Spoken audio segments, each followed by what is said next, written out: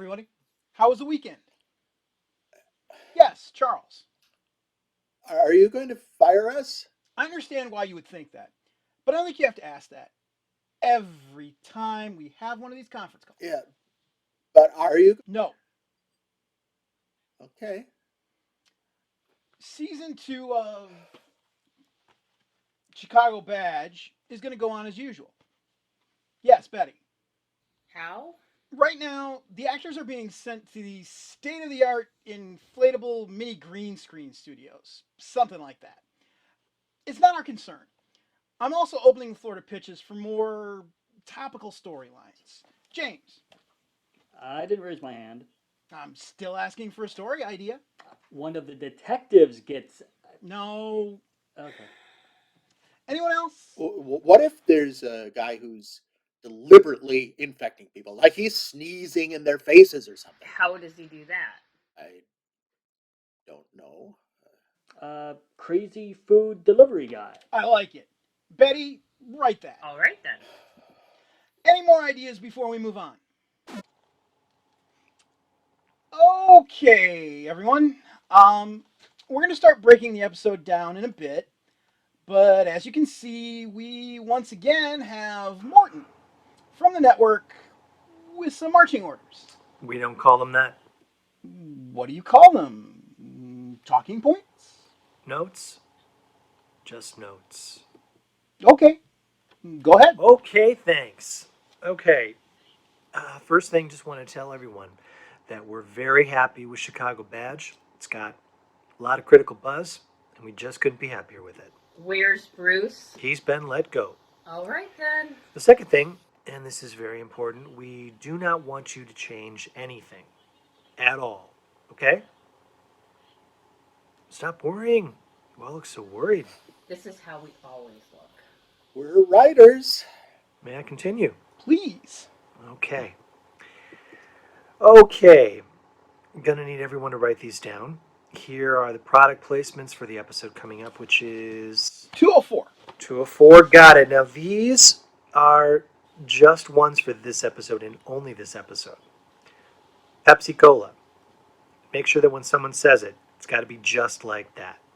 Pepsi Cola. 2 words. Don't just throw in a line like, God, I wish I had a Pepsi. It just has to be like, I'd really like a Pepsi Cola.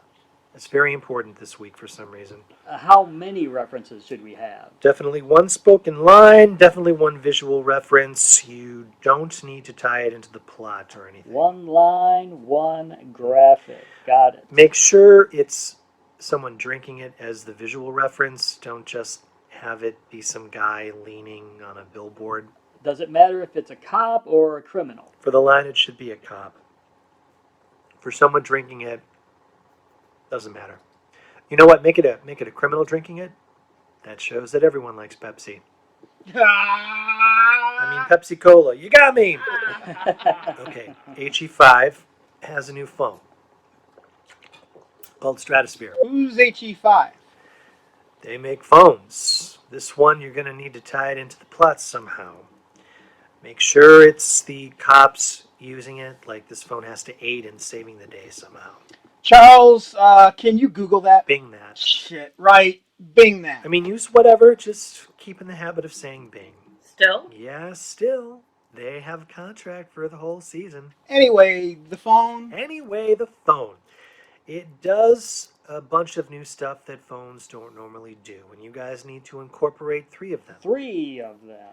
Got it. One more product placement for you. We've got a new movie coming out called True Places, so someone on the show has got to want to see it. Use the name? Don't use the title. We have a few actors under contract. Michael Pena, Kimi Rorschach, Mark Wahlberg. Reference them. So, like, have the line be, I'm going to see the new Kimi Rorschach movie. They don't have to go. They just have to want to. Try and specify it because it's not a superhero movie. Who would say that? Detective Sugihara? He's kind of a fuddy-duddy. No. Have it be someone cool. The medical examiner. Rosario. I can make it work. Yes, you can. You are a pro. Betty's a pro. Got it. should we still be talking about going to see a movie? Charles, we are trying to create hope here. Any more, Morton? The good news is that's all the product placements for just this week. And now, here's the other stuff. As usual, these are non-negotiable. There's this band. They're kind of popular. They're called Freak City. We need you to poke fun at them in some way. Freak City. Wait, they're listening to it on the radio or something? No, we'd have to clear the rights for the song, and that's kind of the opposite of what we want. Don't get too specific. Just indicate that this popular group just empirically sucks, and everyone knows it. These are police officers, not music critics. I don't know, like, have one of them joke about torturing a suspect by making them listen to Freak City. We can't joke about having cops torture people.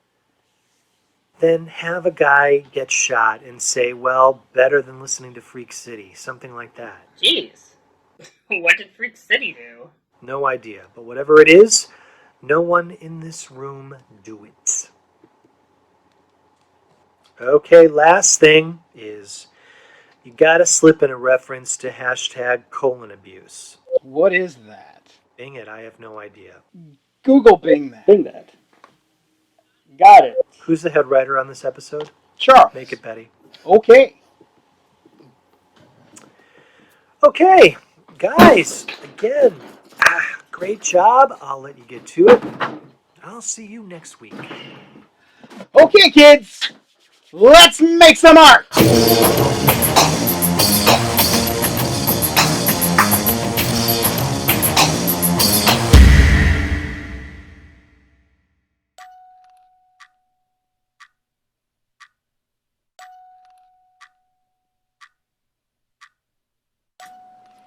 So this is when?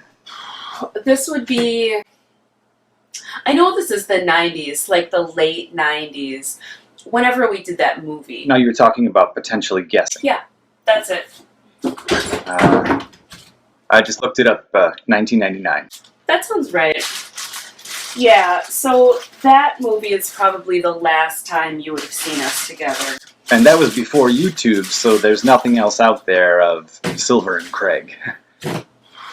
No, yeah, that's... Well, other than the times when we were on The Tonight Show, or... Well, we did Arsenio. Would your audience know who that is? Yeah, he's still got a show, I think. Oh, really? I kind of don't watch anything anymore. Well, that's not true. I mean, I go to movies. I have Netflix like everyone else, I guess. But I don't keep my ear to the ground for pop culture or whatever, and not on social media, unless this counts as that. No, it's a podcast, so no. See, I don't even know what that is. A radio show, right? Or like a radio show? Yeah, people download it. We wouldn't have even found you, but your friend listens to us. Samantha said you guys are all right, so yeah, I'm doing this because Samantha's a fan. And you still perform? No. Well, I do readings from my articles. You keep in contact with Tom? No. Is there bad blood there?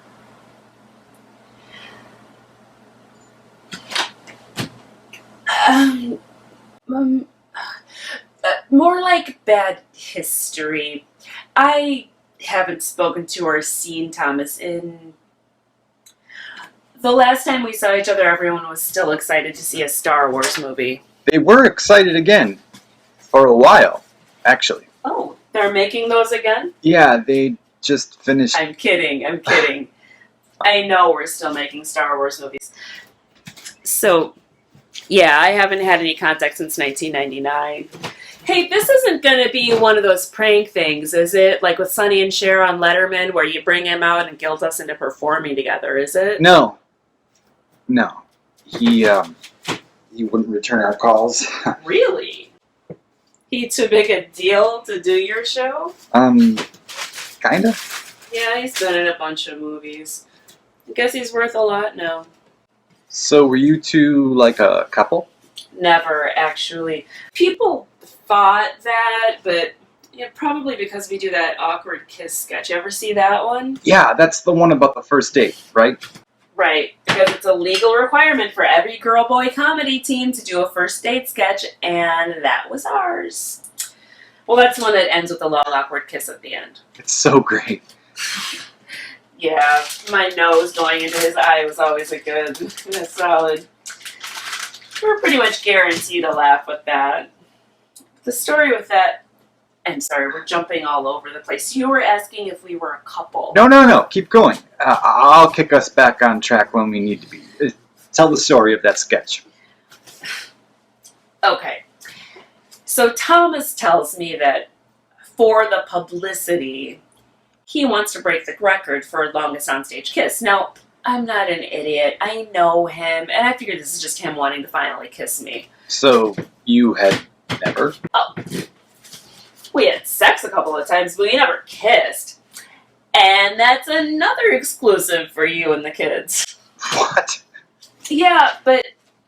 Okay, wait. Keep the train on the track, Marjorie. Okay, this kiss sketch, he pitches it to, air quotes, break the record. Okay, so what was the record? Funny you should ask. It was about 1.5 total lies. It was... Can I swear on this thing? Oh, sure. Total cock and balls fucking bullshit, pussy dick, fuck, cunt, muff, hot poo. That's what it was. So, it was just an excuse. Right. Yeah, that last time I looked anything up on the internet, it was 1998, and we'd been doing the bit for 8 years. The record then was 20 goddamn hours. No nightclub's gonna let you do that for the sake of comedy. Who's gonna watch a 20 goddamn hour set? So, yeah, all bullshit. So why did you end up doing it? Because it was funny. I think, see, this was when we were first working together as a team, and I was, like, pretty young and a little naive. And we did it first for our friends who were other comics and improv performers. And I said, if the women laugh, then it's a thing. Why the women? Because the guys might laugh because, like, ha ha, Thomas is finally kissing Marge, that kind of thing. Or just, I wanted to make sure it was funny. And my friends, my real friends, would tell me one way or the other. I mean, we weren't even sure if we were a thing yet. A comedy thing, not a thing. And how long did you perform as a comedy thing? Almost 9 years, I think. You had a few albums, and they got us, a lot of us, through high school and college, let me tell you. And middle school and preschool, I'm sure, yeah. Maybe not that young, but yeah, we quote them all the time. Well, Thomas was very funny. And maybe he still is. I wouldn't know. So, to reiterate, he wanted to be your boyfriend, but you did. No. He wanted to hook up. But I think he dropped it when we started performing together. Thomas is not big on keeping anything going relationship-wise. At least he wasn't then. And he wasn't real big on keeping women around after, if you get my meaning. But you said you two slept together. Yeah, once or twice. No, I shouldn't say that. I know how many times it was. Once in 93 in the tour van, which was a Toyota Corolla. Once in 95, and one time in... No, I guess that was also 95. And no kissing. You know, I initiated all of those times, and if you put a gun to my head, I couldn't tell you why. But there was tension, not sexual, all the time. And maybe... I couldn't tell you. And then he started pulling his cock out, and that was the end of it. Wait, what? Oh, yeah. Not with me, but he used to pull his cock out with the other comics all the time, like as a joke. And that made you mad? Well, this is kind of separate from that. I'm sorry. all over the place here. That's okay. Yeah, while I'm talking to you, I'm making a sandwich and I want to put mustard on it and I can't find the mustard. And it literally only occurred to me now that it might be in the fridge. Anyway, where was I? He used to pull his cock out. Yeah, right. You know, a lot of guy comics out there think that's funny, and what sucks is if you complain about it, you look like a fucking prude. And I'm not a fucking prude. It's just, it's like farting. Anyone can do it. In fact, farting is harder than that because you've got to plan your diet around it, and timing is not a guarantee. But every guy comic either pulls his dick out for a joke or knows a comic who does that. Yeah. Yeah, I'm thinking of a guy right now. You're not the guy who does that, are you? No. But I know a guy. Yeah. See? But, I mean, it wasn't always for comedy. I don't know if I should be saying this. What? Well, he would do this with the lady comics. Like, he'd corner them and pull his cock out. What? Yeah. That doesn't seem cool. It's very uncool. Major uncool. Major uncool, because I'm apparently Sonny Crockett now. You know who that is? No, I don't. Sonny Crockett was the main character on Miami Vice. You know, it doesn't matter. Get the train back on track. Right. Okay. Thomas's cock. Yeah. He used to, like, every time there was another female comic at the club, he'd do this. And you know about this. Not until the last year. And how did you find out? I mean, he does this all the time, and one of them, I don't want to say who, finally told me. And I blew up. Because it's gross. I'm totally unprofessional, and we were a comedy duo whose star was on the rise. So if I yelled at him, that was probably the attack I took. Not that it was harassment. I didn't think if I argued that way that it would get through. I lost friends over this. like female comics? And male comics, both. The men thought I was a killjoy, and the women thought that I didn't want to rat out my meal ticket. But you were the funniest thing about that team. I wrote most of the sketches, too. But in that last year, I stopped writing, and... You ever see the Paper Trail sketch? You did it on Conan, I think, on the original Conan show. Yeah. Terrible, right? That was a bad act. He wrote that. I didn't want to write anymore, and people said that it was because, like, I think people think, I don't know, that when I get mad, it's like in the show where I'm all animated, like I am with you now. That's not me. Like, when I'm mad. Me, when I'm mad, I get real quiet. And that's not good comedy. See, I've always heard that you two hooked up, and then it went bad. No, never happened. Other than those other times, and that had nothing to do with it. What happened was I lost all my friends, and I was like, fuck comedy. Yeah. See, I made this sandwich, and now I'm not hungry. Yeah, the sandwich is a real dagwood, too. And me with no urge to eat it. I'm going to take a picture of it. Then I'm going to send that picture to you. How's that sound? That'd be great. Okay.